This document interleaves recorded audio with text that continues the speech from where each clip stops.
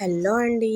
So, ఇవాళ చేదు లేకుండా కాకరకాయ పులుసు ఎలా చేయాలో నేను మీకు చూపించడానికి వచ్చేసాను. ఒక్కసారి చూసి ట్రై చేయండి. చాలామంది అసలు కాకరకాయ పులుసుని తినడానికే ఇష్టపడరు కదా! వాళ్ళ కోసము అస్సలు చేదు లేకుండా చాలా బాగుంటుంది. ట్రై చేసేయండి. సో, ఫస్ట్ కడిగి పెట్టేసుకున్న కాకరకాయలో ఉప్పు, పసుపు వేసి మంచిగా ఒక 50% బాయిల్ చేసుకోండి.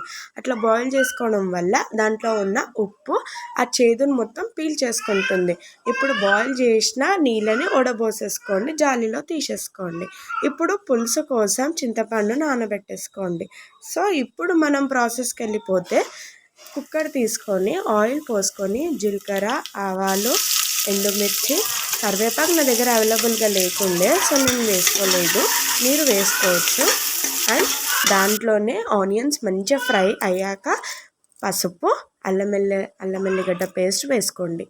అల్లం వెల్లిగడ్డ పేస్ట్ స్మెల్ మొత్తం పోయేంత వరకు మంచిగా ఫ్రై చేసుకోండి.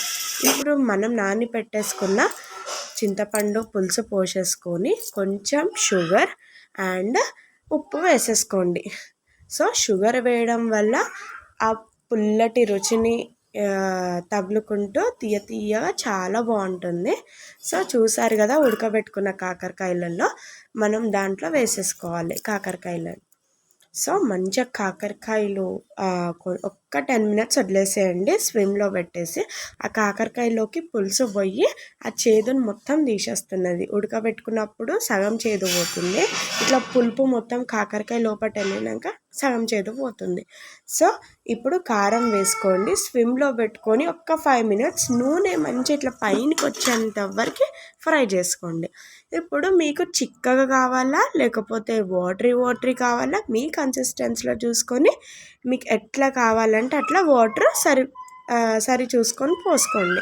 సో మా ఇంట్లో కాకరకాయ పులుసు అంటే చిక్కగా తింటారు, వాటరీ ఉండొద్దు. సో అట్లా 2 whistles పెట్టేసుకోండి.